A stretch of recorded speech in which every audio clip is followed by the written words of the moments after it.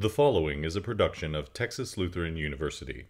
For more information, please visit tlu.edu. And so it's my pleasure to welcome Mary Steinhardt. Please stop. Thanks a lot. Sure. Appreciate it. All right, I have my phone here so I can check the time. Wow, thank you for having me.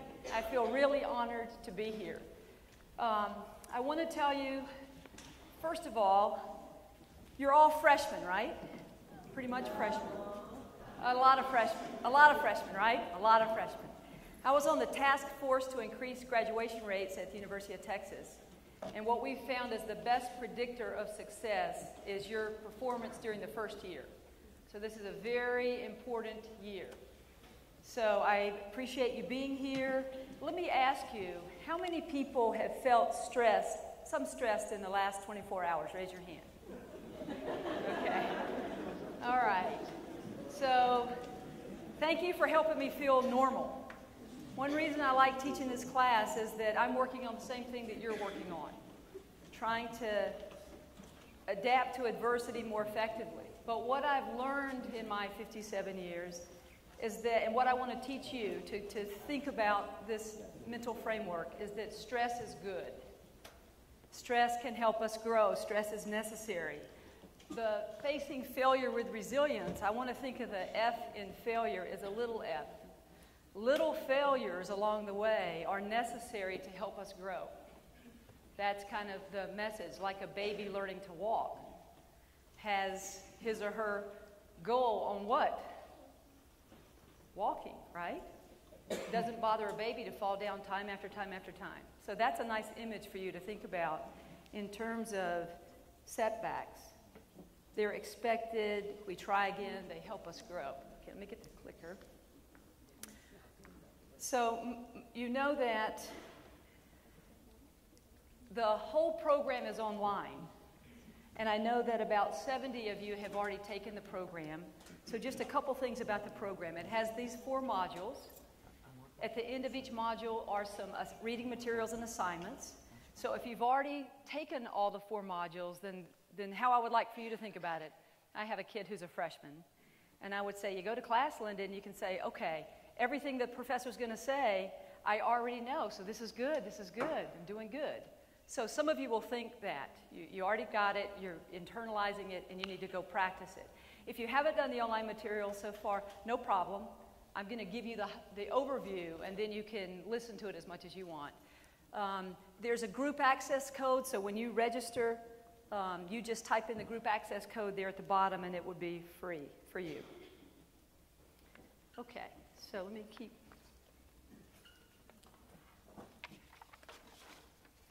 Oops. All right, so here we go. This is the main model that I want to share with you. So a couple things. A stressful situation, we all experience stressful situations, yes? And so they're a matter of perception. Like what might be stressful for you might not be stressful for me. What might be stressful for me might not be stressful for you. So stress is a matter of perception. As we are stressed, it interacts with our protective factors, our homeostasis, our set point. We all walk in here at a certain set point, and we're trying to sustain our current level of resilience. You see the line that goes over to sustain your current level of resilience. So let's talk about our protective factors. We call them biopsychosocial protective factors. So what are some biological factors that help you handle stress? Sleep, right? You eat healthfully. Exercise, yes? Psychological factors, self-esteem, your coping strategies, your sense of humor, and social, biopsychosocial, your support network, your professors, your academic advisors, your TAs, your mom and dad, your family, your roommates, your hall, your RA. All of those protective factors help you sustain your current level of resilience. But sometimes, help me feel normal, I'm not the only one. The stressful situation is more than your protective factors, and it pushes you down and you feel overwhelmed, a little disrupted. Yes? And then we're forced to reintegrate. And that reintegration may take an hour, a day, a month, a decade. But when we reintegrate, some people succumb and give up. Some people fight back, but they are putting up with the stressor. Their level of well-being is diminished.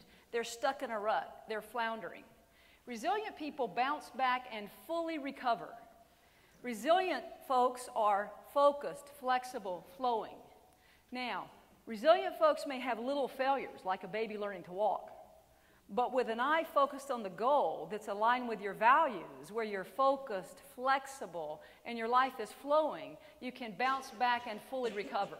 I can send you all these slides. So don't worry. I mean, you can copy down whatever you want to, but I'll send them all to your professor. I'll send them to you. Just send me a text, write me an email. Some of us, what we're also thriving for, and we have more and more moments in our life of we're better off after. We step up and grow. We're thriving. A thriving response is a better off after. Now I'm at a higher level of well-being. I'm at a higher level of functioning. Now, resilience, another way to think about resilience, it's like a tree whose roots go down deep. And so the branches can bend and sway in the wind rather than crack under pressure. That's what we're going for. What will get you there is little failures, stress that you're able to say, oh, isn't that interesting? Stress helps us grow. So let's talk about a simple example. If I wanted to get more fit, when I was your age, I ran 3 marathons. Now it'd be hard for me to run a mile. But let's say I was going to exercise and you were going to meet me to lift weights. And if you see that I can lift 10 pounds and I really want to get stronger, what are you going to tell me to do? Add weight. Add weight. So what's the goal? The goal is to stress the muscle and then back off and rest and re-energize, rejuvenate, and over time I grow stronger, correct? What happens if I overtrain? I could get, if I overtrain, injured. And if I undertrain? You don't go. Yeah, atrophy, right? Go backwards. So, stress is good, kind of the appropriate amount of stress for you. Overtraining is not good, undertraining isn't good, but stressing the muscle and then backing off is good. We could have other metaphors like get a spot. And if I'm always lifting the weight, somebody's going to have to tell you, put the weight down, correct? But I'm hoping that that helps you to see that stress is good. Now, what's the difference between physical stress and, say, psychological or emotional stress? I might plan to go work out with you today at 2. Psychological, emotional stress often blindsides us. So it's a little harder. We don't plan for it as much. We work with some of our freshmen. Let's think of social stress for a minute. Some freshmen stay in their dorm and they never go out.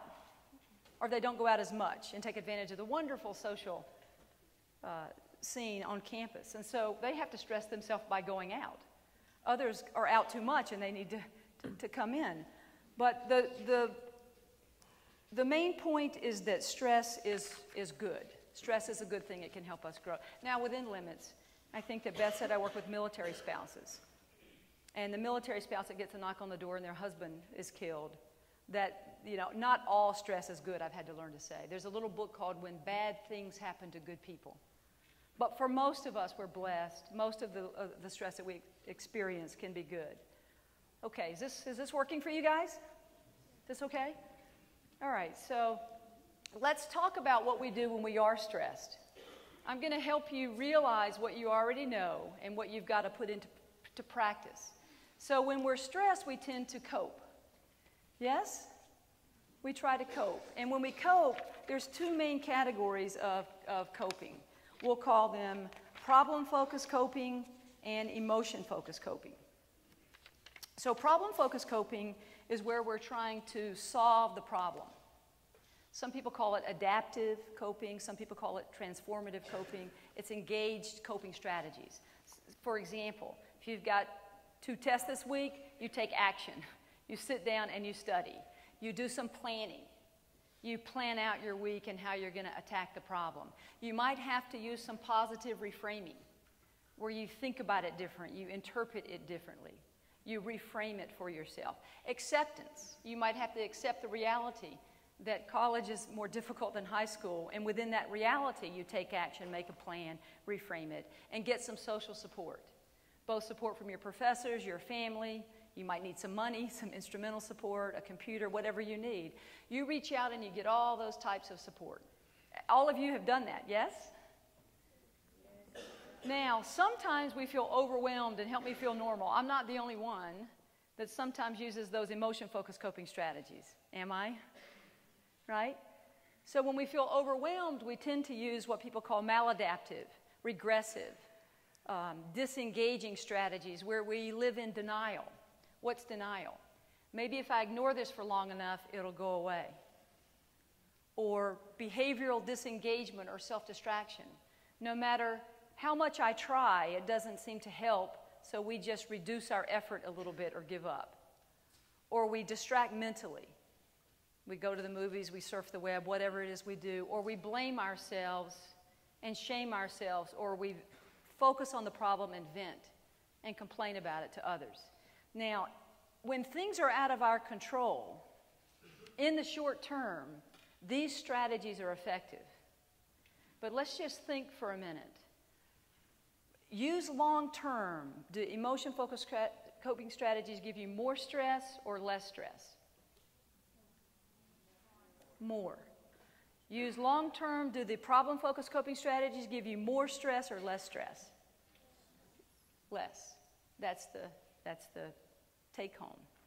Now, if you did the online thing, you remember one of the most important things is because we're human, when we're overwhelmed, we're going to go down there and probably do some venting and some blaming and some shaming, a little bit of disengaging. So when you go there, if you have the whole awareness of all the coping strategies in your mind, you got to go there with intention. So if I'm venting, I'm not going to go talk to another freshman or another student that's also venting. Is that going to help me? I call that creating our own hell together. Right? So if I'm upset, I have to be smart, and I'm going to pick out somebody that I can go to that's going to listen and go, yes, Mary, and maybe make a deposit into my emotional bank account. And then once I've calmed down, I need to be prepared to ask that person, do you see what I can do? And that person is going to help me decide on some actions. That person will help me with planning. That person is going to help me reframe it. That person is going to help me accept the reality that I might need to accept in a loving way so I can move on, and might tell me, oh, have you met this person and this person and this person? There are more resources that you could talk to. So when you go to emotion-focused coping, you need to go there with an awareness that it's helpful in the short term if you can stay focused with intention on getting you back to what you know will help you have less stress in the long term. Okay, so now let's go back to this model for just a minute and make sure that let's put it together. So these 4 responses, give up, put up, bounce up, step up. How do the coping strategies we use link to the 4 responses? So let's think about that for a minute. If you use those emotion-focused coping strategies long-term, you're always venting and blaming and shaming and disengaging and living in denial. What two are you going to be focused on? Go ahead and say it. What now? Give up and put up. You see? If you use more engaged coping strategies, taking action, planning, reframing, acceptance, taking advantage of all your wonderful social support system, what 2 are you going to be linked to? Bounce up and step up. Okay, so it's that simple, yet you got to practice it for it to be kind of ingrained in your life on a daily basis. Now, let's go here for just a minute. I want to talk about a professor that was at UT. He's deceased now, but his name is Ilya Prigogine. And he won a Nobel Prize for perturbation theory. I think I talked to a physics major as I came in this morning. He would probably understand perturbation theory, but I checked out the book. It was over my head a little bit, but I can explain it. So Ilya Prigogine won a Nobel Prize for perturbation theory well, let me explain first perturbation theory. Very simplistic. A natural system far from equilibrium will begin to perturbate or vibrate. And when that natural system is vibrating, two things are happening. One, it's very vulnerable or fragile. And two, the natural system, in the moment, it has tremendous potential to grow, to pop into a more complex natural system. And he won a Nobel Prize for that. Well, it's very similar to how stress works in our life. If we have a difficult situation that overwhelms our homeostasis and we're pushed down and we feel disruptive, we're a little fragile and we're a little chaotic. Let's go back to the lifting weights. If I'm lifting weights and you say, Mary, add another 10. So in the moment, if I'm not overtraining or undertraining, I'm kind of shaking, right? I might get a spot, but I'd be shaking. So my muscles are very fragile. But if I hang in there, and I don't overtrain and hurt myself, and I don't want to undertrain because I need stress to grow, I have tremendous potential to grow. I taught a group of retired professors one time. This elderly man raised his hand. He said, I hired Ilya Prigogine. He would love this. And I taught another group of people, staff, and a lady raised her hand. She said, I worked for Ilya Prigogine for 30 years. He would agree with this. So it's a physics principle, but it applies to us. So what is lifting weights psychologically and emotionally? When something happens to you, so at the beginning I said, how many were stressed? And everybody raises their hand, and we kind of chuckle because we want the stress to go away. But actually, it's a good thing. So what I'm wanting you to say when you feel a little bit of tension or stress in your life, psychologically, emotionally, socially, intellectually, is say, nothing bad is happening. This is my opportunity to grow. It's almost like you're saying to yourself, oh, good. Now I can lift weights. Now I have an opportunity to grow. Your job is to make sure you keep yourself out of a situation where you're going to get hurt. But your job is also to make sure you push yourself enough to grow. Because I tell you, these 4 years here go by so quick you won't believe it. I had one kid that just graduated. She's back in graduate school. My other kid is a freshman at Mizzou. I don't know where it went. It goes by really quick. I'll tell you one quick thing. Rebecca Haiduk Almanza, she is my daughter's volleyball coach at Cedar Park High School. She just got inducted into your Athletic Hall of Fame this past weekend. My kids are 7 years apart. For about a 15-year span, I have heard how fabulous this institution is from the volleyball coach. And so I know what wonderful things you can go out and do because I've lived it with Rebecca Haiduk, who's had tremendous influence on my kids. She's probably in the top 5 if you ask my kid who's influenced their life the most. And she's a graduate of your university. So, and she preaches this. And so you want to go out and really embrace the stress in your life. So what is lifting weights? Here's what we're going to talk about briefly. Lifting weights is taking responsibility. So failing, no problem. Little s, no problem. You've got to take responsibility. You've got to think in realistic, got to be real, but empowering ways that bring power to you. And you have to reach out and establish meaningful connections. That's lifting weights. And that's what we're going to talk about briefly. Nothing bad is happening. It's my opportunity. So just briefly, let's discuss these three. So this is our little responsibility model. So all we're talking about here is owning your power to choose and create.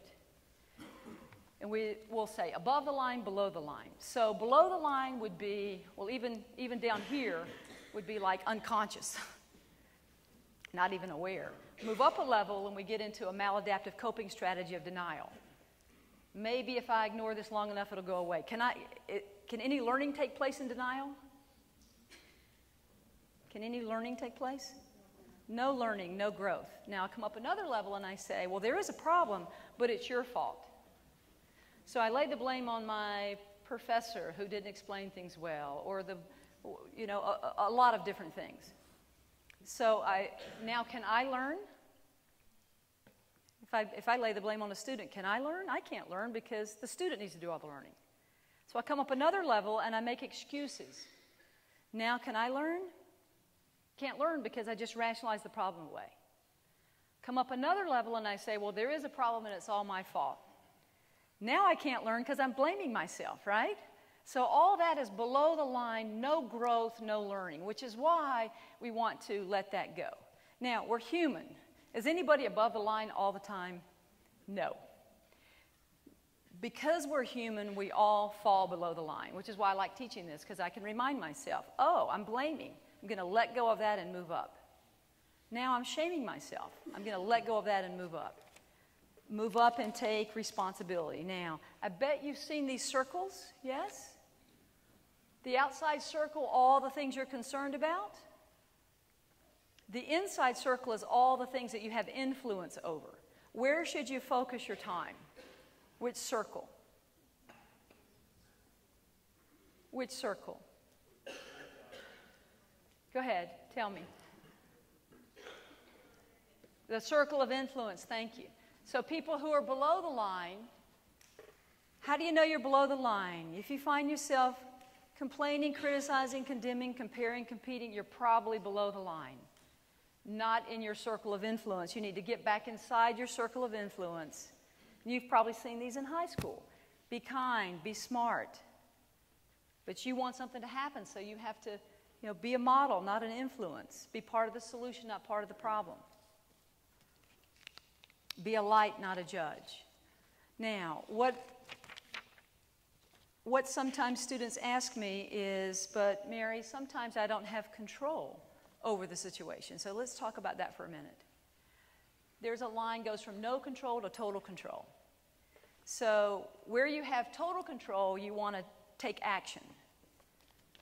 Where you have some control, you want to work on your outer edges of your circle of influence. And by the way, your influence is a lot bigger than you think it is.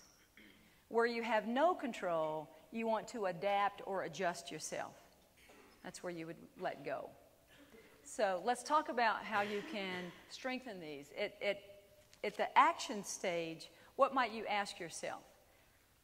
Am I letting go of things I can actually control? Am I letting go of things I can actually control? In the middle, you say, am I influencing everywhere I can? And down where you have no control, you say, am I trying to control things I can't control? And that's where you have to remind yourself, even when you're not in control, you are in control. You're in control of your response to things. How you respond is more important than what happens to you. So even when you don't have control, you have control over your response. And ultimately, your response may be able to come back and influence what happens to you. All right, so if you were in my freshman seminar, this is what we would practice over and over and over again, right? So right now, I would break you up, and we would think about the last 3 or 4 things that stressed you out as a freshman. Maybe where you felt you had some little failures, and we would go through this process. Since we're all together, we're just going to go through it briefly. You can go through it in your mind's eye, but this is where the work is. This is where you have to practice over and over and over again. And it's kind of like running. You can't store it up. I could run 3 marathons when I was your age. If I don't continue to run, you can't store it up. You got to work on it daily. So whatever you felt like you were below the line on, step 1 says, watch a replay of the stressful situation as if you're watching a movie. And the reason you want to do that, it's like you're sitting out there, watching it on the screen to get some distance from it, to get some emotional distance from it. So you're like a character on the movie screen, and you can say, this happened and that happened.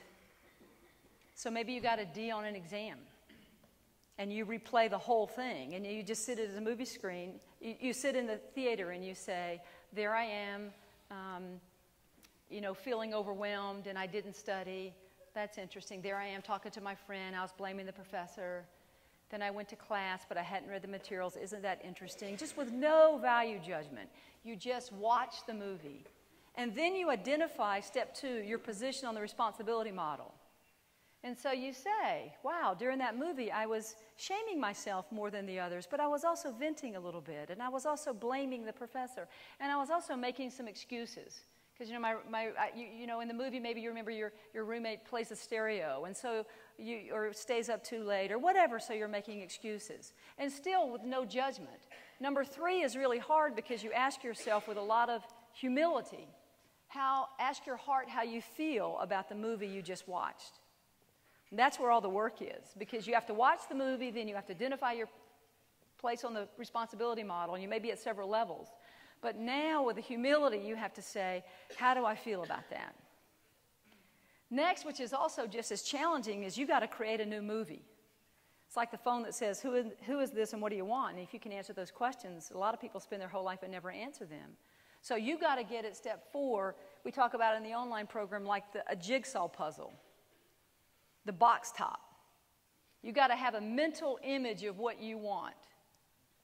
And then you got to take responsibility for putting it together. And it's going to be easy at first, and then it's going to, as you get the outer pieces, and then it's going to be harder in the middle. So that's the process over and over and over and over. I have my students journal about that. Okay, get another one. Okay, get another one. Okay, get another one. So it becomes almost automatic. So if we go back to this summary slide, we can say, how will you take responsibility? That's what you're asking yourself over and over and over. How is it that you're going to take responsibility that puts you in control and is within your circle of influence? All right, let's talk about the next one. So, young man, tell me what time it is. Anybody, tell me what time it is. 10. Okay, cool. All right, so now let's talk about how you think. We want you to think in realistic yet empowering ways. Okay, so let me talk briefly about this. This is a dissertation that one of my students did that's now a professor at East Carolina University about how our thinking affects our health. So let's just process this for a minute so we can make sure we realize we need to think in empowering ways. In response to a stressor, we have a cognitive appraisal. All you psychology majors, right? A cognitive appraisal. We have a primary and secondary cognitive appraisal. So if we just keep it simple, primary appraisal says, is this important? Whatever stressors in your life, you ask yourself, is this important? Is it worth doing something about? Now, why do we need to pause for a minute and make sure we see those questions? Sometimes the answer is what? No. So if you ask yourself, is it worth doing something about? Is it important? And the answer is no, then you want to, what? Let it go.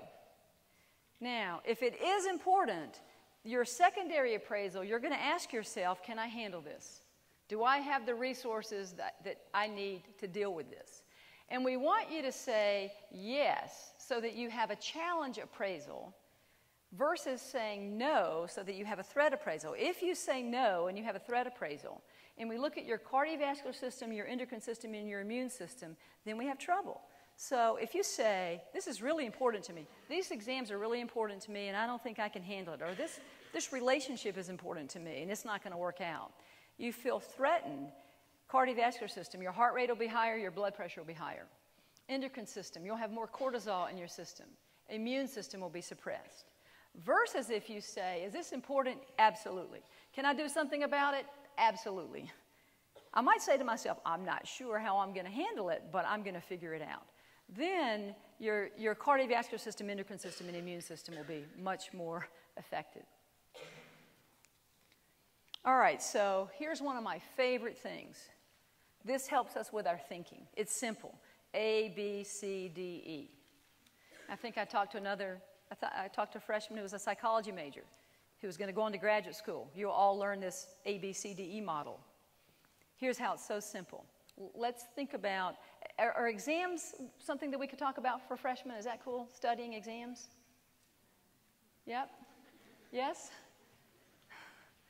So is it fair to say that exams is an activating event? Yes. So let's talk about beliefs that you have in response to exams. So tell me some negative beliefs. You've got 3 exams coming up. What are the negative thoughts that you hear people saying? What?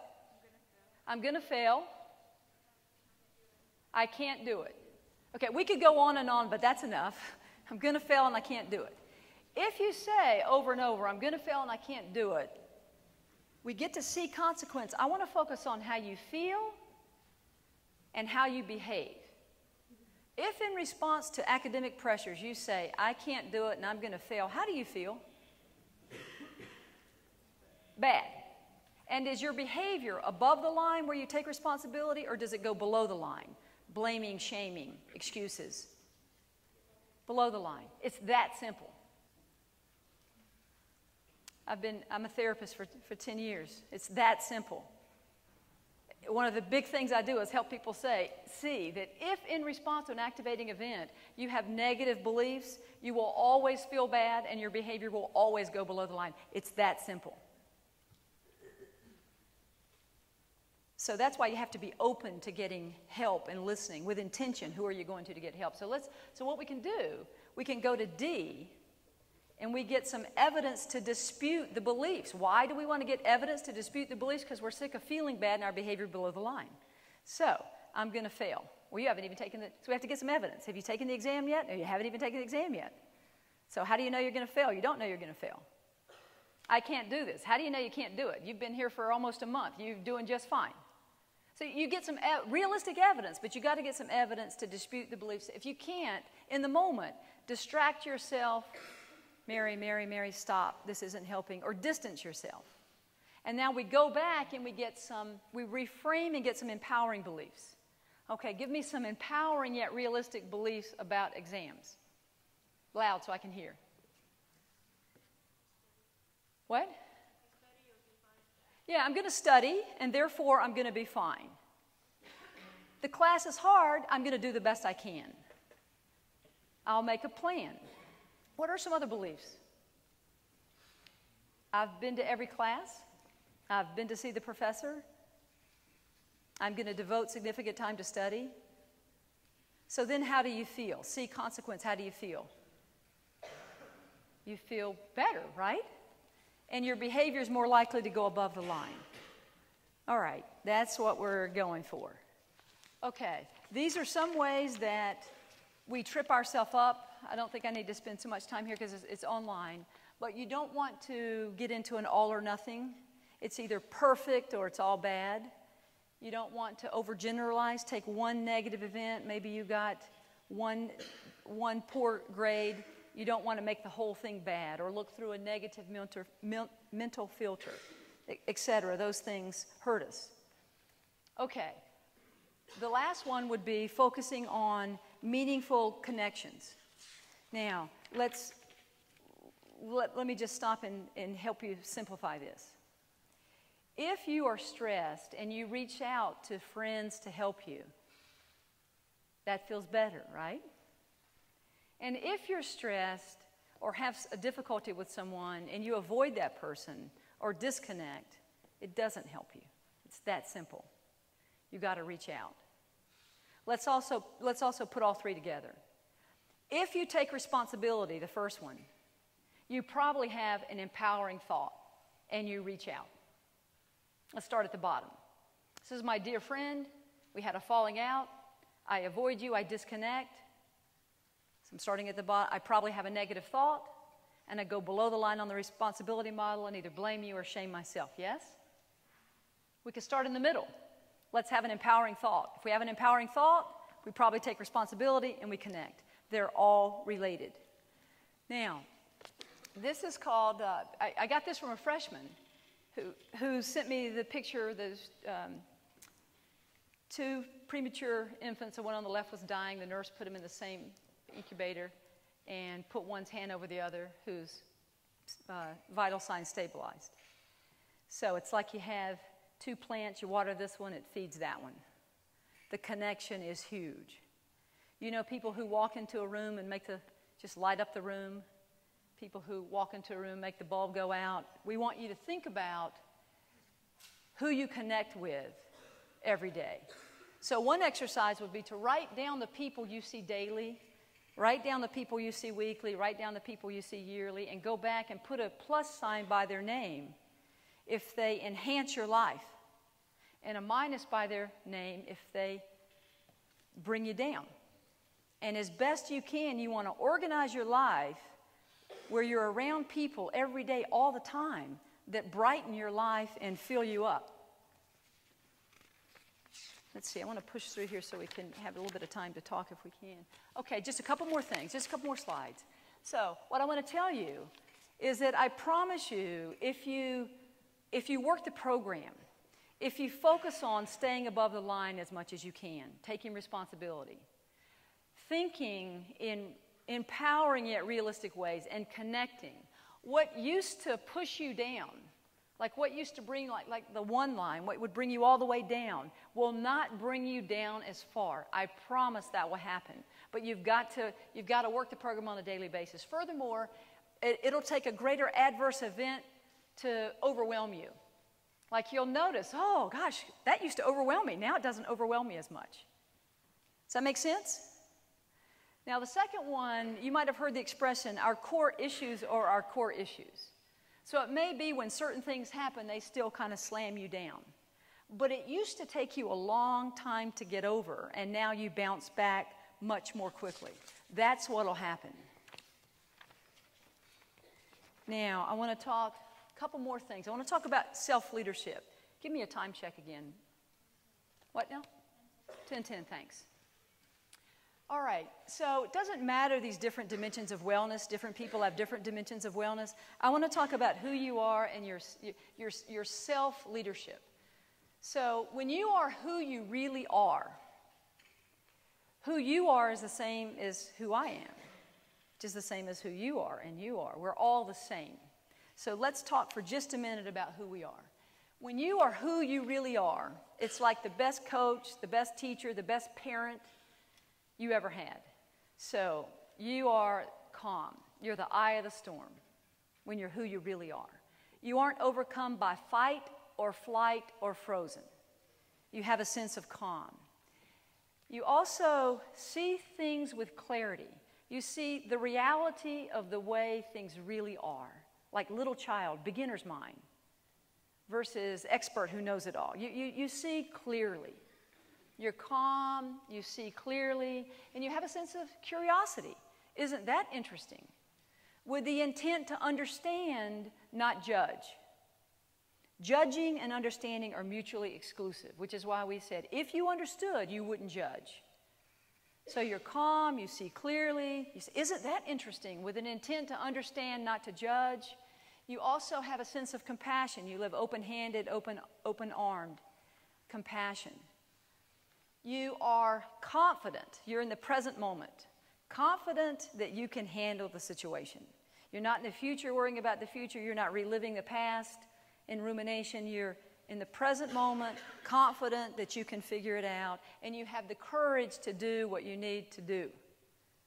I met with a group of freshmen at Texas last week. About 20% of them had seen their professor. Did you go by office hours? 20%.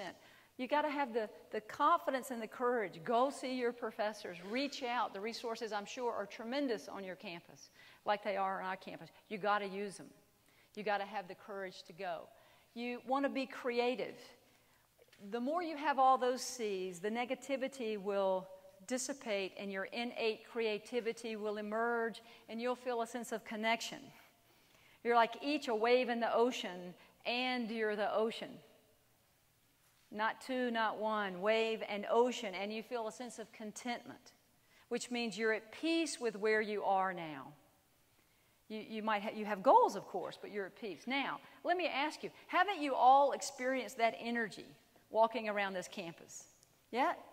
You've all experienced it, right? Haven't you walked around? Raise your hand. You've all experienced walking around campus in that energy? Yes? Now, here was the key learning for me, but it will help me feel normal too. Haven't you all experienced walking around campus and you're not in that energy? Yes? When people aren't in that energy, what's the two emotions they feel? If I've talked about this 1,000 times, there's two main ones. Anxiety is the number one. Sad, people feel sad. Sometimes that's normal.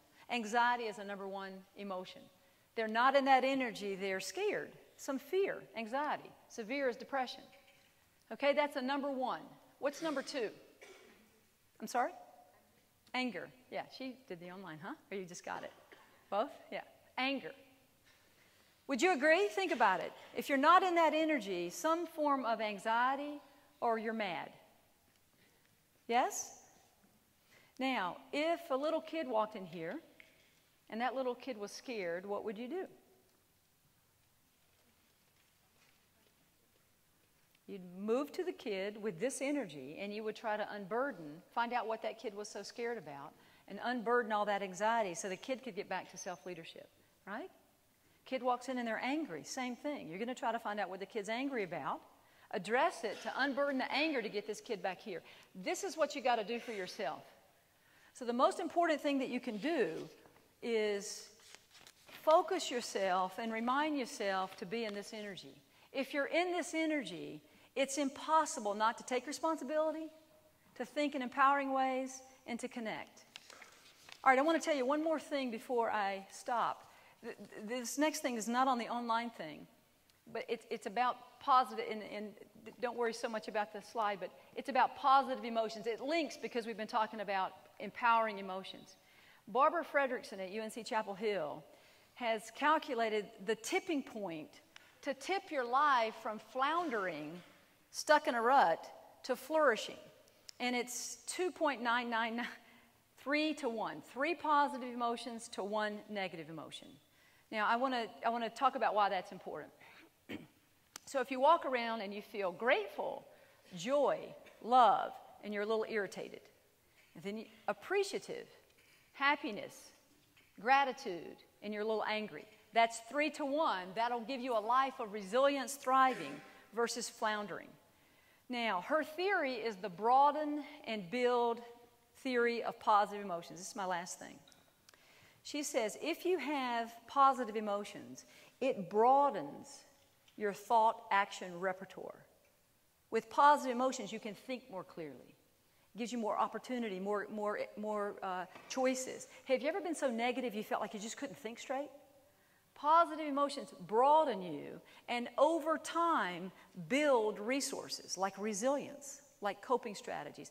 I use the sailboat metaphor. The reason I have the sailboat there is the sail is 3 times the keel. So that's what we're going for, 3 to 1. 1 to 1, there's a tremendous amount of research on this. 1 to 1 is linked to depression.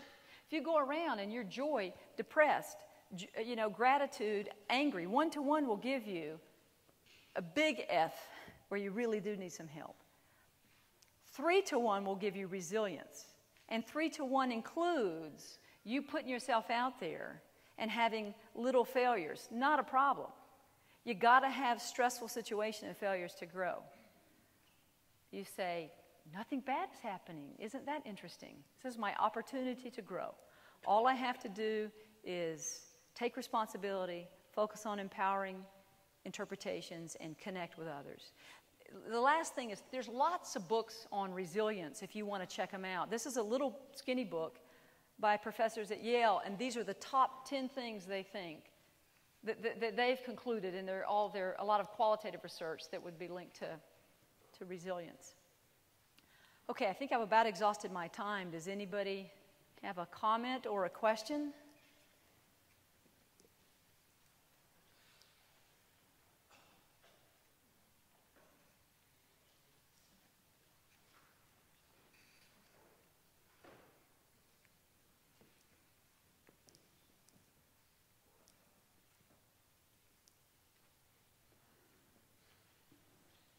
Yeah. Was this okay? Y'all doing okay?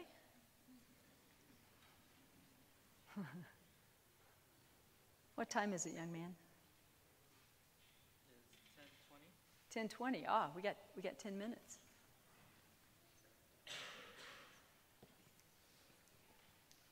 I could keep talking for 4 hours.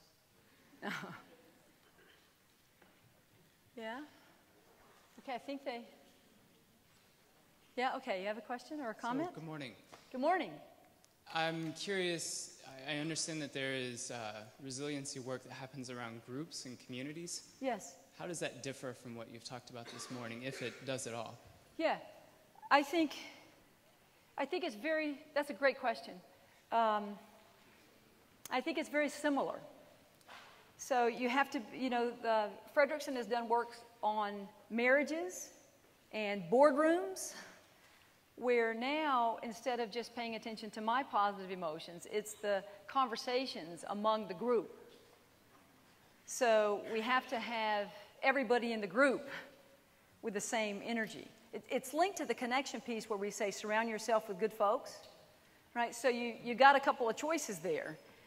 You can, if you've got negativity around you, you can stay and try to influence the group, or you can change groups, or you can do a little bit of both. Do you see? But ultimately, you got to get in a group where everybody is taking responsibility, thinking in empowering ways, and connecting. And if that's not happening, then you got to work to influence that. And you can't let it drag you down. You know, if you put a good fish in a bad pond,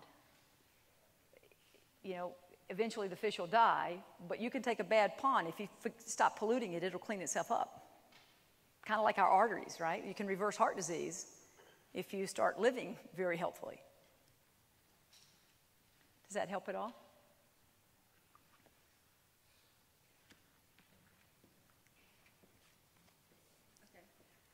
This is just related to his question. What would be some of those ways that you could maybe influence a group? Like, let's say you have a group of friends and they're all negative all the time. What would be like small steps you could take? Maybe? Yeah. Communication. You talk about it. Like roommate issues, it's the number 2 thing at Texas that we deal with. Like, the first one is academic struggles. The second stressor is roommate issues, which surprised me when I taught freshman seminar. But then if I asked the roommate who said, you know, my roommate is kind of sloppy or whatever, or plays the music until midnight, I say, have you talked about it? And more often than not, they say no. So I think you have to first, well, you have to talk about it. But I'm a big Stephen Covey fan, the pyramid of influence. You want to influence somebody else? Model. Walk around and think what you're modeling, then build the relationship, and then you could teach. So people will say, I believe it because I see it with my eyes and I feel it in my heart. Therefore, they want to be taught. So modeling, building the relationship, and then teaching. Education, education, education, education. And communication, communication, communication. There are interpersonal things we could do. We could focus on, if it's just 2, making I statements. Instead of you keep the music on, you're so sloppy. But you say, I feel a little anxious when the music is on all the time. You know, and so you have a conversation about how, you know, you can address that. It's not easy.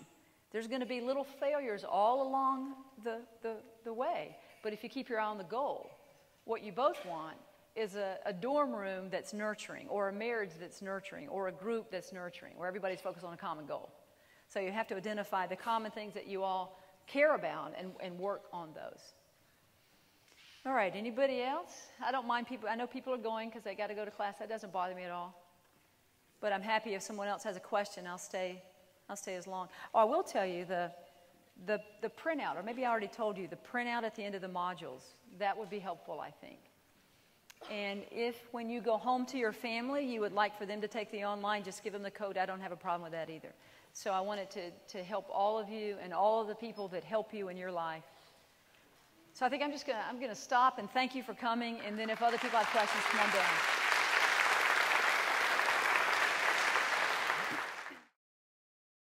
Students at TLU engage in high-impact educational experiences that include civic engagement, aesthetic expression, critical thinking, and a focus on intercultural knowledge in a community that welcomes the interplay of faith and reason.